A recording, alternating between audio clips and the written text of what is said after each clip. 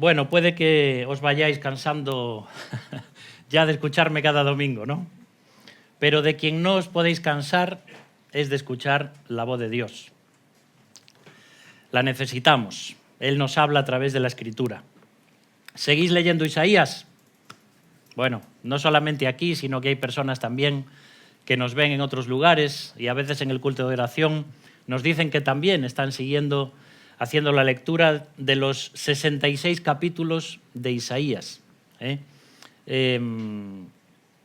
Si no habéis comenzado, todavía estáis a tiempo, pero ahora tendríais que leer 5 capítulos al día para poneros al día con la lectura. Os quedan 2 semanas. Vamos a hablar hoy de servicio. Decía Les Luthiers, este grupo tan famoso, ¿sabéis cuál es el título favorito del libro que leen los caníbales?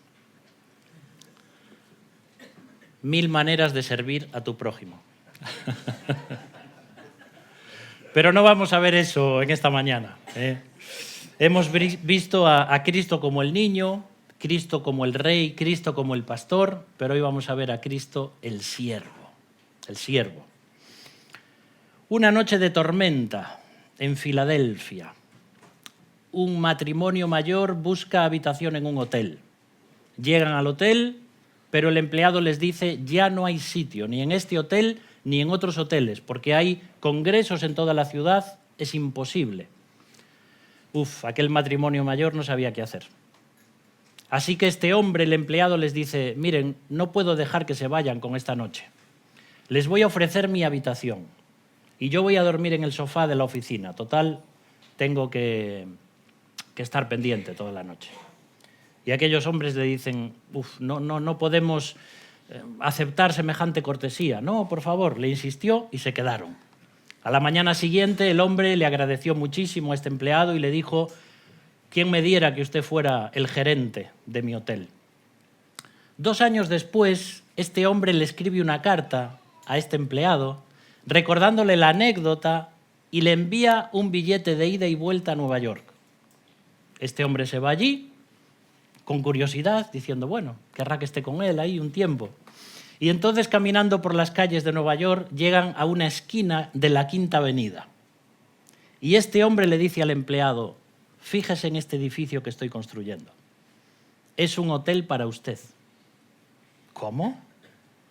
¿Está de broma? No. Estoy construyendo este edificio y quiero que usted sea el gerente de mi hotel. William Waldorf Astor construyó el hotel original, tan conocido hoy como el primer Waldorf Astoria, poniendo al frente como gerente al llamado George Bolt. Tremendo, ¿verdad?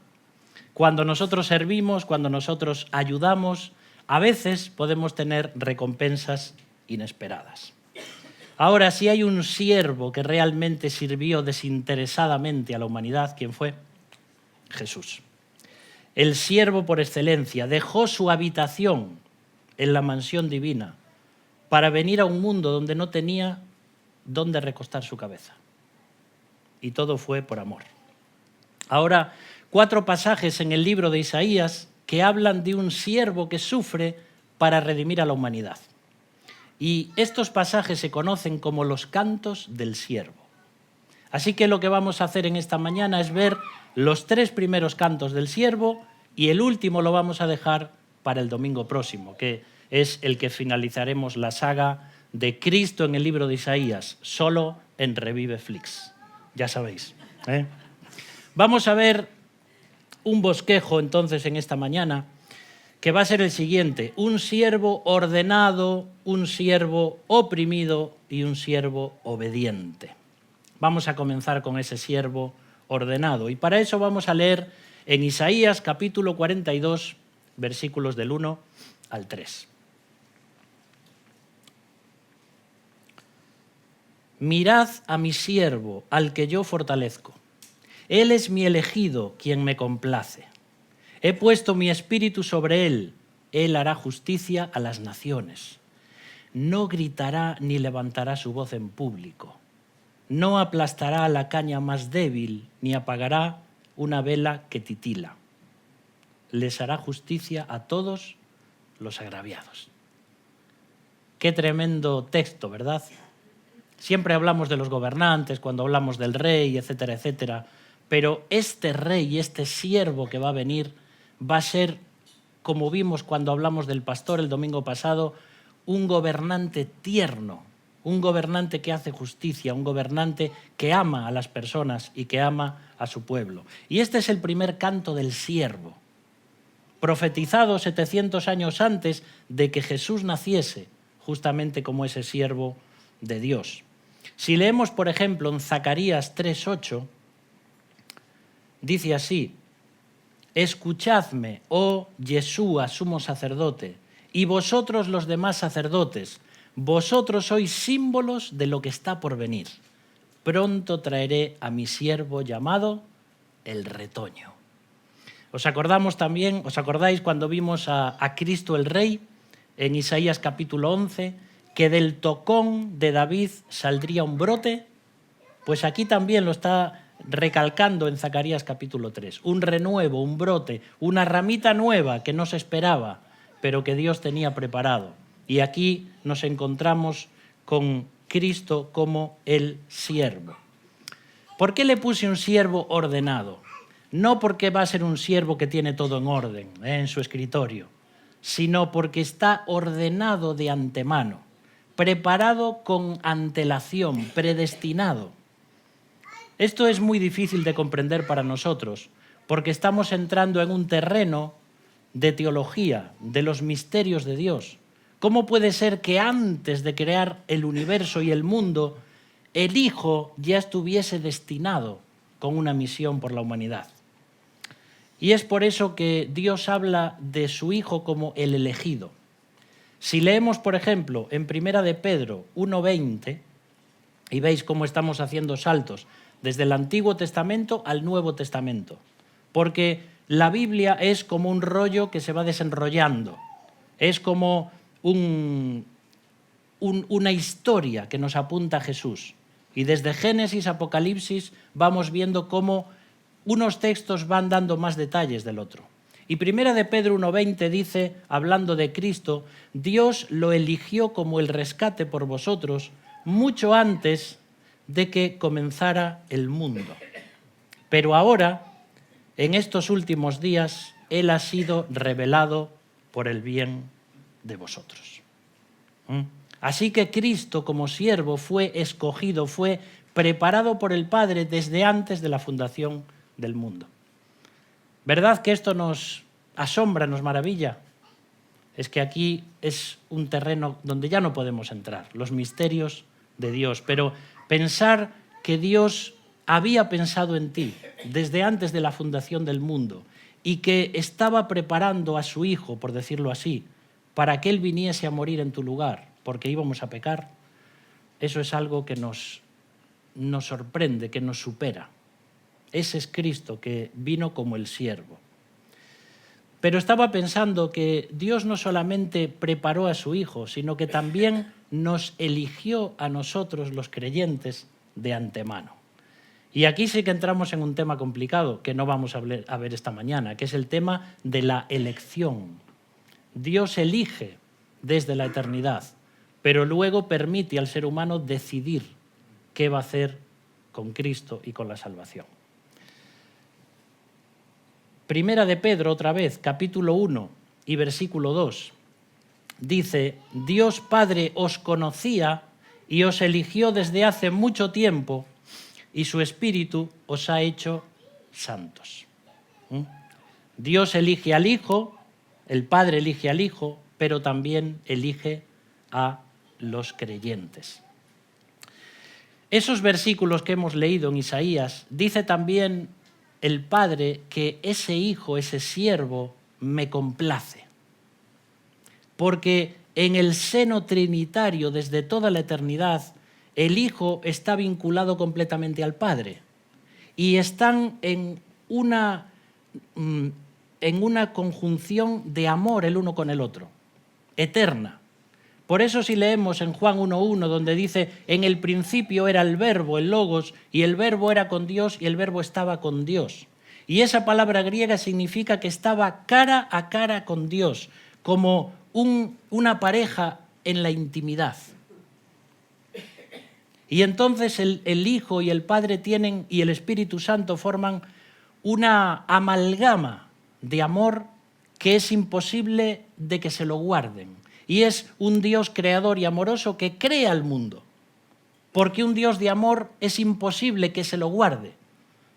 Es todo un misterio este. ¿Por qué Dios crea? Por amor. ¿Y cómo prepara todo para que luego las criaturas que iban a rebelarse contra Él puedan salvarse a través de Cristo? Es algo tremendo. Dios nos ha hecho santos y es en ese Hijo en quien se complace. ¿Y esto a qué os suena? Si vamos al Nuevo Testamento, ¿encontráis algún pasaje donde diga que el Padre se complace en el Hijo? ¿Qué estaba pasando cuando Jesús es bautizado por Juan el Bautista en el Jordán? Se oye una voz de los cielos que dice, este es mi Hijo amado. No sé cómo sería, ¿no?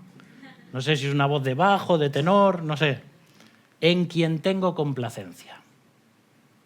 Y fue una voz audible. Y cuando Jesús estaba en el monte de la Transfiguración, con Pedro, Jacobo y Juan, aquellos 3 discípulos íntimos, también se escucha una voz que dice, este es mi Hijo amado, en quien tengo complacencia. El Hijo, el siervo. Esto me hacía pensar en algo.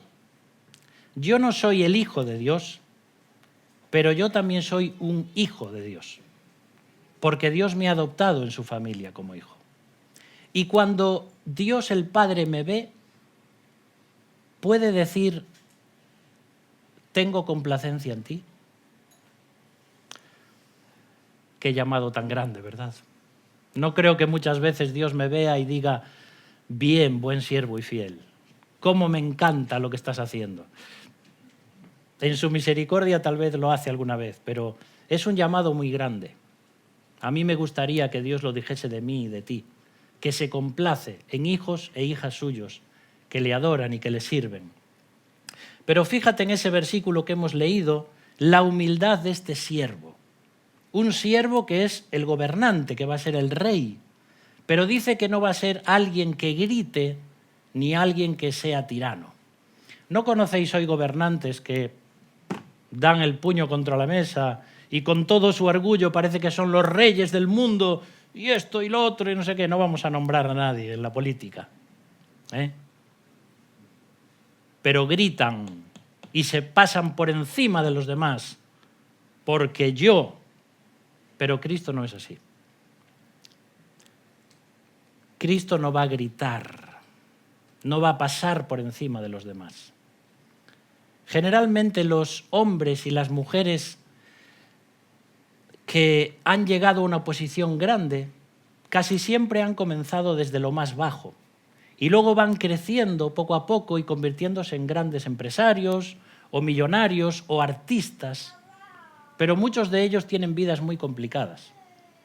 Una es la historia que todo el mundo conoce, por ejemplo, con este nombre de Amancio Ortega. Nace en el año 1936, que todos sabéis que comienza la guerra civil en España. Un hombre pobre, de una familia pobre, que a los 14 años tiene que dejar el colegio para ir a trabajar. Y se viene a Coruña, aquí ya con 1 año se viene la familia, a Galicia. Y entonces comienza a trabajar en una tienda de camisas. Y poco a poco se va preparando. Y el año que yo nací, en 1975, aunque no lo creas, parezco mucho más joven, pero es así, funda Zara.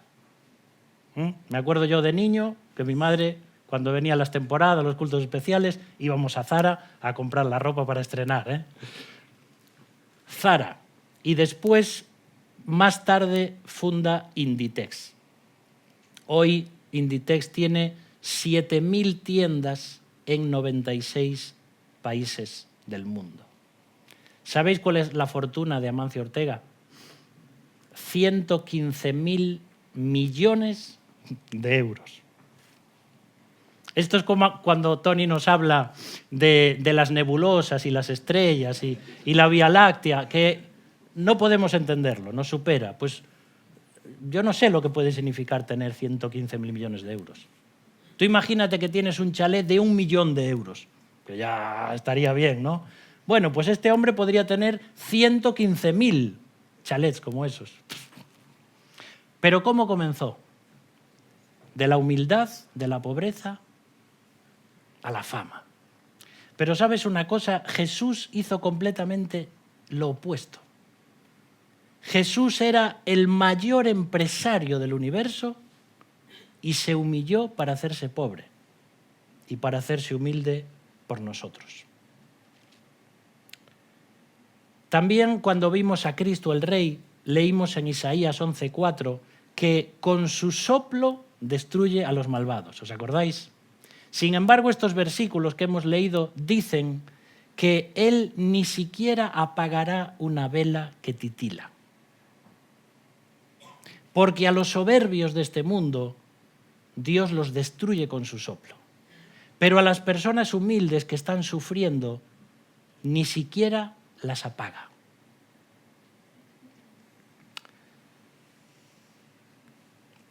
Me acuerdo cuando era un chavalito, más chavalito. Cuando decimos esto es porque nos sentimos mayores, ¿verdad? Iba con mi abuelo allí en Cela a una finca que teníamos que se llamaba El Cuchiño. Y llevábamos un carro grande. Los que nos estáis viendo en otros países no estoy hablando de un coche, un carro, un auto, no. Estoy hablando de una carreta muy grande que llevábamos, y yo iba con mi abuelo, íbamos a esta finca y él con la hoz iba cortando helechos y paja, y luego el carro venía lleno, y eso era para los animales, ¿no? Para el cerdo, las gallinas, todas estas cosas. Yo nací en una aldea, ¿eh? Ahora, me llamaba la atención que cuando el carro iba vacío, chirriaba. Pero cuando lo llenabas, dejaba de chirriar. ¿Sabes qué es la soberbia? Es una persona que grita, que chirría, Pero ¿sabes por qué? Porque no tiene nada dentro. Pero una persona que es silenciosa es porque tiene mucho para dar, que sabe hablar cuando es necesario, que no levanta la voz, que no grita, sino que sabe decir las palabras exactas en el momento oportuno. Así es Cristo el siervo. ¿Os acordáis? En el tabernáculo había un candelero y también luego en el templo había muchos más. Pero cuando la vela titilaba, entonces empezaba a apagar y echaba humo. Y entonces el sacerdote lo que hacía era quitar esa mecha, poner otra, arreglarlo y seguía alumbrando. El sacerdote no tiraba la vela, sino que la arreglaba. Y cuando aquí dice que el Señor Jesús no va a apagar la vela que titila, hace lo mismo con nosotros. Muchas veces nos sentimos que parece que ya no podemos dar más luz. Parece que nuestra vida se apaga, parece que ya huele mal esa mecha. Y el Señor viene, nos arregla y seguimos alumbrando. Esta es la vida cristiana. Y dice ahí que no va a tirar la caña que está rota. Y los pastores hacían flautas con las cañas. Y entonces, mientras pastoreaban el rebaño, tocaban la flauta. Pero a veces la caña se rompía. Entonces el pastor cogía un poco de tierra o de cera de abeja y arreglaba la caña y seguía tocando. Y Cristo es así. Él no va a romper la caña que está cascada. ¿Cuántas veces en nuestra vida nos sentimos igual?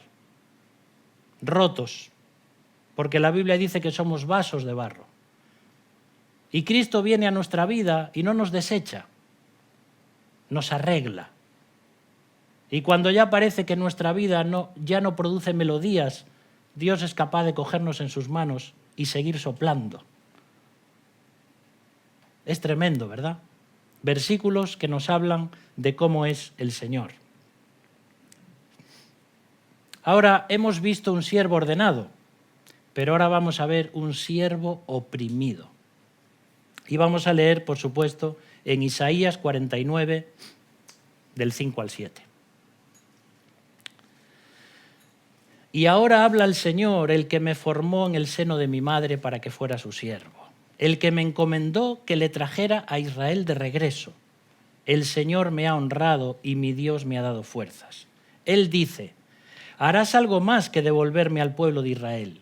Yo te haré luz para los gentiles y llevarás mi salvación a los confines de la tierra. El Señor, el Redentor y Santo de Israel, le dice al que es despreciado y rechazado por las naciones, al que es el siervo de los gobernantes, los reyes se pondrán en posición de firmes cuando tú pases.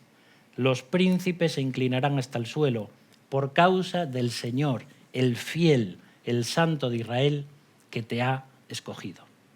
Muchas veces en el libro de Isaías los escritos se refieren al pueblo de Israel, pero todos estos textos van mucho más allá, porque están apuntando a Cristo y hay textos que no se pueden aplicar si no es a la persona del Señor. Y este es el segundo canto del siervo.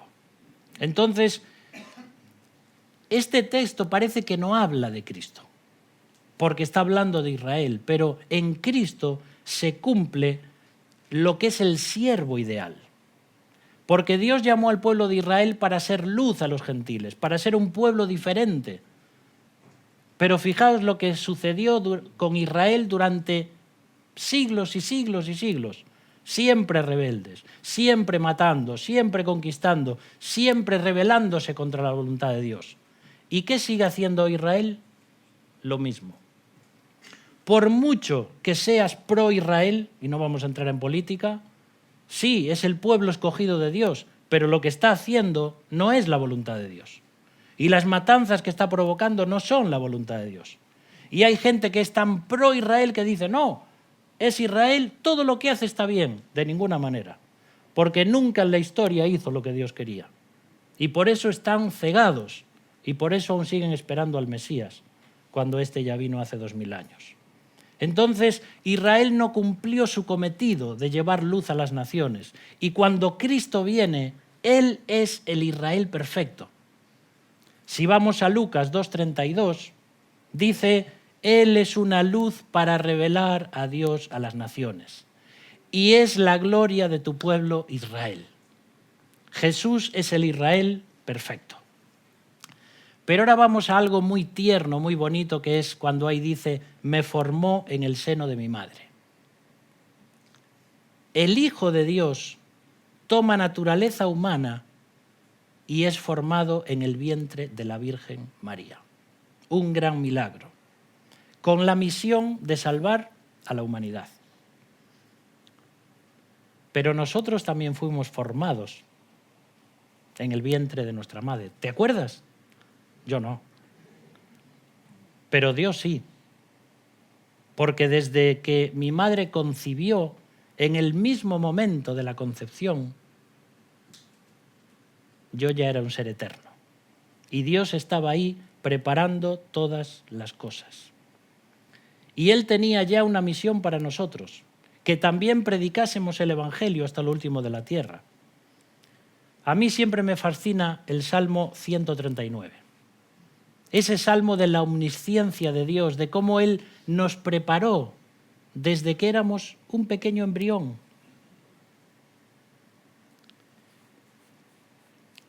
No importa si provienes de unos padres casados, con un buen matrimonio, o si vienes de una familia desestructurada, o si vienes de unos padres que nunca te buscaron, pero viniste, o de una madre soltera, o aún de una violación en la que tu madre prefirió tenerte. Más allá de todo eso, Dios permitió que nacieses. Y es porque tiene un plan para tu vida. El Salmo 139, versículo 16, dice, me viste antes de que naciera. Cada día de mi vida estaba registrado en tu libro. Cada momento fue diseñado antes de que un solo día pasara. Porque Dios estaba ahí. Quería que nacieses. Tenía un plan para tu vida. Primero conocerle y luego anunciarle. Y fíjate esos versículos también donde a Cristo se le encomienda que traiga de regreso a Israel, porque Israel se había rebelado contra Dios. Pero Israel rechaza a Cristo el siervo, y entonces la salvación se extiende también a nosotros, a los gentiles, a los que no somos judíos. Y dice ahí que va a llevar la salvación hasta lo último de la tierra. En 1956 comenzó la operación AUCA. 5 misioneros estadounidenses con sus familias quisieron llevar el Evangelio a una tribu en la Amazonia del Ecuador, a la tribu de los Huaorani. La gente en sus iglesias decía: estáis locos. Con los dones que tenéis para servir al Señor en las iglesias, predicar, ¿qué os vais a ir a dar vuestra...? Bueno, no sabían que iban a dar su vida, pero esos 5 misioneros murieron, ya conocéis la historia, a manos de esta tribu. Dieron su vida hasta los confines de la tierra. Dios permitió que muriesen y nunca vieron fruto. Pero 2 años después de la matanza, sus esposas y sus hijos siguieron en la misión con estos hombres, con estas tribus. Y años después muchos de ellos se convirtieron. Los mismos que mataron a estos hombres, y por ejemplo a Jim Elliot, que es uno de los más conocidos. ¿Sabéis cuando Paula y yo estuvimos en Argentina, en el Instituto Bíblico, donde está Samu hoy? Una vez, ¿sabéis quién nos visitó? Heriberto Elliot, el hermano de Jim Elliot, ya muy anciano. Este hombre también fue misionero en Perú. Fundó más de 150 iglesias. Y él lloraba y decía: mi hermano fue tan valiente, llevó el Evangelio a una tribu y murió. Nunca vio fruto. Y yo he fundado más de 150 iglesias. No sabemos el plan que Dios tiene para nosotros. No sabemos las circunstancias que vamos a enfrentar, pero el llamado es a ir a las naciones, a predicar desde nuestra casa hasta el fin del mundo. Y eso implica un servicio y una entrega como Cristo, que fue el siervo. Ahora Jesús también fue oprimido, el siervo oprimido, fue despreciado, fue rechazado por su nación. Y aunque fue oprimido en su primera venida, los reyes se pondrán en posición de firmes en la segunda venida. Jesús vino como un soldado de reemplazo, como un cordero de sustitución, pero vendrá como el capitán general de todos los ejércitos. Yo sé lo que es ponerme en posición de firme. Año 1997, nos vamos haciendo mayores. Primer reemplazo, Brigada de Infantería Ligera Aerotransportable. Dices: ¡guau, qué bien suena! Perder el tiempo. Ahora, ¿sabes lo que era cuando alguien venía con un galón más grande que el tuyo? Eso que yo era cabo, me hicieron cabo, ¿no? Tú veías venir a uno con los galones. A la orden, mi señor. Descanse, descanse. Me acuerdo una vez, a un sargento se le cayó el boli. ¿Sabéis qué dijo? Cógeme el boli. Daban ganas de decirle: cógelo tú. Pero ¿para qué ir al estar arrestado? Era así, a veces los galones, aquí mando yo. Bueno, uno sabe lo que es ponerse en posición de firme, pero cuando venga Cristo, los galones que va a traer, todo el mundo se va a postrar a sus pies. Un siervo oprimido que será un rey adorado. Y ya hemos visto a un siervo que ha sido oprimido, a un siervo que ha sido ordenado por Dios, y ahora finalmente vamos a ver un siervo obediente. Isaías 50, del 4 al 7. El Señor soberano me ha dado sus palabras de sabiduría para que yo sepa consolar a los fatigados. Mañana tras mañana me despierta y me abre el entendimiento a su voluntad. El Señor soberano me habló y yo lo escuché. No me he rebelado ni me he alejado. Les ofrecí la espalda a quienes me golpeaban y las mejillas a quienes me tiraban de la barba. No escondí el rostro de las burlas y los escupitajos. Debido a que el Señor soberano me ayuda, no seré avergonzado. Por lo tanto, he puesto el rostro como una piedra, decidido a hacer su voluntad, y sé que no pasaré vergüenza. El tercer canto del siervo. Y dice ahí que Jesús sabe consolar a los fatigados. Mateo 11:28. Venid a mí todos los que estáis trabajados y cansados, y yo os haré descansar. No es fácil consolar al cansado. Una hija que cuida de su madre con Alzheimer. No es fácil consolar. Una persona que está haciendo duelo por un familiar fallecido. ¿Cómo la consuelas? Una persona que acaba de divorciarse. Una mujer embarazada que tiene un aborto natural. Cuando te despiden del trabajo, unos padres con un hijo adicto a las drogas, ¿vas a llegar con un versículo? Bueno, con el tiempo le va a ayudar, pero en esos momentos, ¿cómo consuelas? Pero Jesús sabe qué palabras decir en cada circunstancia. Cuando sus discípulos estaban cansados del camino, y ya ni les apetecía ponerse a lavar los pies, ¿quién es el que se ciñe la toalla y se pone como un siervo a lavar los pies de sus discípulos? Cristo, el siervo.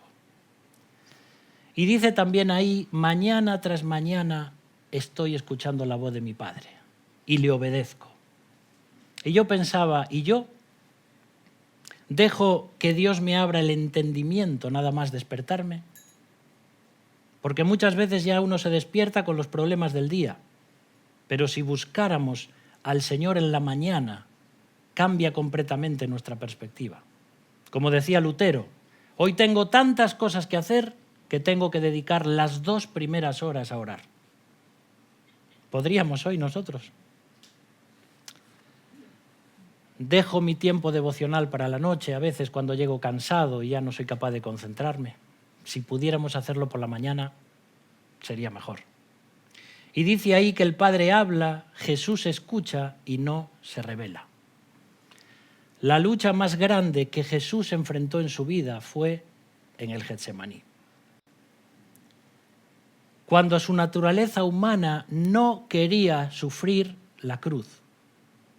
Pero su naturaleza divina como el Hijo de Dios debía y quería obedecer al Padre. Y ese choque entre sus 2 voluntades, entre sus 2 naturalezas, le hizo llorar y le hizo gritar y decir, Señor, no hay otra forma, dame otra salida, pero que se haga tu voluntad. Y entonces él, a pesar de lo que tenía que enfrentar, fue obediente a Dios. Qué difícil es aceptar la voluntad de Dios. Peor todavía, escucha bien, qué difícil es aceptar lo que no es la voluntad de Dios, pero Dios permite. La guerra de Ucrania, ¿crees que es la voluntad de Dios? No. Pero Dios lo permite. La guerra de Gaza, un borracho conduciendo que mata a una familia, un pastor pederasta. No es la voluntad de Dios, pero Dios lo permite. ¡Qué misterios! ¿Por qué el Señor? Es muy diferente la resignación que la aceptación. Los creyentes no nos resignamos a lo que Dios ha permitido, aunque a veces pasamos por momentos de resignación. Pero llega un momento que tiene que haber una aceptación de la voluntad de Dios o de lo que Dios permite, aunque no sea su voluntad. Y dice ahí, les ofrecí la espalda y el rostro. Los soldados dieron de latigazos a Jesús, como dice ahí, le tiraron de la barba, escupieron sobre él, le pusieron una corona de espinas, lo crucificaron, pero fue Jesús quien les entregó su cuerpo para hacerlo. Si no, los soldados jamás hubieran podido poner una mano sobre el Hijo de Dios. Pero Él se entregó. Y dice, no seré avergonzado, no pasaré vergüenza. Si ya una persona humana nos costaría algo así, imagínate al Hijo de Dios, el creador de esos soldados, teniendo que dejar que su cuerpo fuese maltratado de esa manera. Y sabiendo que su cuerpo estaría totalmente desnudo en la cruz del Calvario. ¡Qué vergüenza! Pero él dice, no pasaré vergüenza, porque Dios me dará fuerzas. Pero para eso, dice ahí, tiene que poner el rostro como una roca. Es la determinación, decir, aprieto las mandíbulas, no tengo ganas, pero tengo que hacerlo. La obediencia requiere determinación, actitud de sometimiento.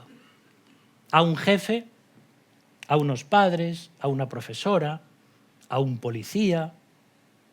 No estoy de acuerdo, pero me someto. El servicio tiene un precio. El servicio implica sacrificio. Pero el creyente no tira la toalla, se la ciñe. Marcos 10:45 dice, el mismo Señor, pues ni aun el Hijo del Hombre vino para que le sirvan, sino para servir a otros y para dar su vida en rescate por muchos. Y Filipenses 2:7, en la Reina Valera 60 dice, sino que se despojó a sí mismo, tomando forma de siervo, hecho semejante a los hombres. Esto se conoce como la teología del siervo, la kenosis, el autovaciamiento, la teología del descenso. El acto más grande de humillación, de amor y servicio fue el de Cristo.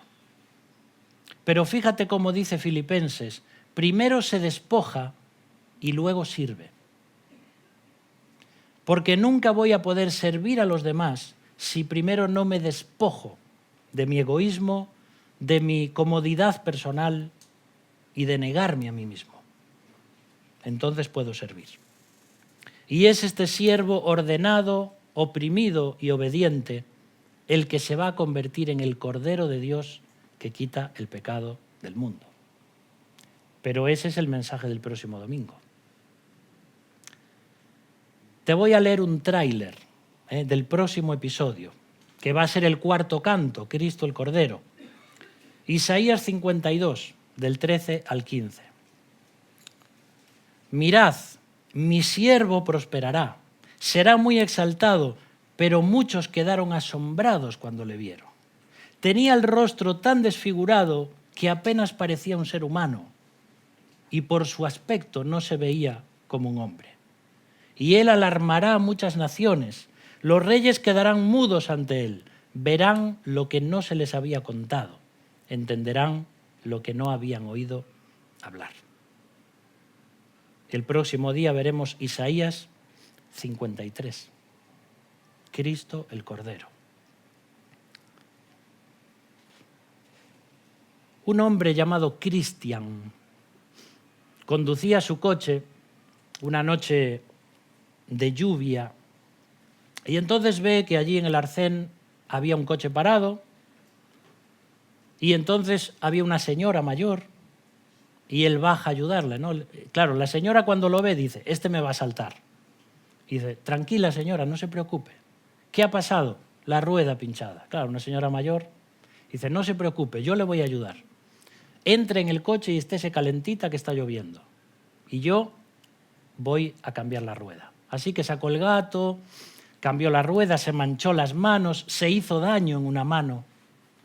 Y claro, la mujer decía, ¿cómo le voy a agradecer esto? No se preocupe, señora. Soy Cristian, nada más. Cristian. Ahora, si usted quiere pagarme de alguna forma, cuando encuentre a alguien necesitado, haga lo mismo que yo. Ayúdele en su necesidad. Bueno, muchas gracias. Se fue conduciendo, llega a un restaurante para cenar. Se sienta allí en la mesa, viene una camarera, un embarazo de 8 meses, cansada. Ve que la señora está toda mojada de la lluvia, le trae una toalla seca, algo caliente. Y esta mujer dice, se acuerda de Cristian. Y dice, es increíble hoy. Esta mujer que está a punto de dar a luz, cansada y viene con una sonrisa para ayudarme. Bueno, así que pide la cena, luego pide la cuenta y cuando la camarera viene a traer la cuenta, la señora ya no está. Pero en la mesa una servilleta doblada, 500 euros dentro. Y una notita en la servilleta que ponía, muchas gracias por su servicio. Yo tengo mucho dinero, pero usted tal vez está necesitada. Porque en su estado avanzado, estar trabajando, la mujer no se lo podía creer. Así que llega a casa, su marido ya está durmiendo, ella se acuesta y dice, Señor, eres increíble. Justo el mes que viene necesitamos dinero para nuestro bebé. Así que se acurruca al lado de su marido, le da las buenas noches y le susurra al oído, te amo, Cristian.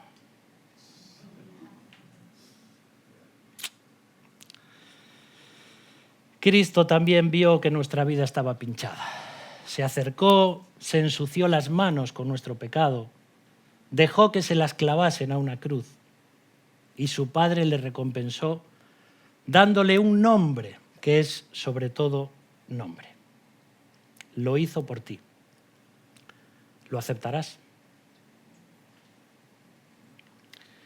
Padre, en esta mañana queremos adorarte. Queremos darte gracias porque tu Hijo se hizo siervo. Porque no podemos comprender un amor tan grande por nosotros, criaturas rebeldes y miserables. Gracias por tu Hijo Jesús. Gracias porque en esta mañana le recordamos a través de su muerte, pero también recordamos su resurrección y su pronta venida. Padre, ayúdanos a vivir para ti, sirviéndote a ti y sirviendo a los demás, supliendo las necesidades de aquellos que nos rodean, porque eso es el verdadero evangelio, y usando nuestros dones para servir a tu iglesia y a tu pueblo. Toca el corazón de aquellos que todavía no son tuyos, que puedan entender que ese amor fue por ellos y que puedan recibir a Cristo, el siervo, en sus corazones. Oramos en su nombre. Amén.